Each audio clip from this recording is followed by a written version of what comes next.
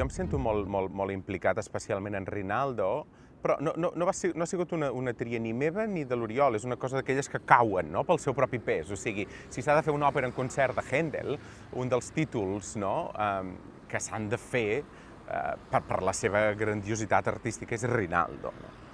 I jo em sento especialment implicat perquè l'Oriol hem estat treballant molt amb el càsting i hem estat treballant molt amb l'idea de com fer una versió concertant, fer-la que sigui fluida i dinàmica i que no només sigui una àrea darrere una altra, no? I llavors el challenge aquí especialment és donar-li aquesta dinàmica i trobar certs punts teatrals molt bàsics que ajudin a entendre l'argument de tota l'òpera, no? I llavors, això és una mica responsabilitat meva, però no vull dir que és una posada en escena meva, perquè no és una posada en escena, però sí que m'hi sento responsable i he acceptat aquest encàrrec amb molt contentment, no? Perquè volia realment això, perquè jo sempre n'he fet moltíssimes de versions operístiques en concert, i sempre moltes vegades trobes a faltar aquesta cosa, aquest fluir, aquests petits elements que ajuden a fer entendre més l'òpera, no? Perquè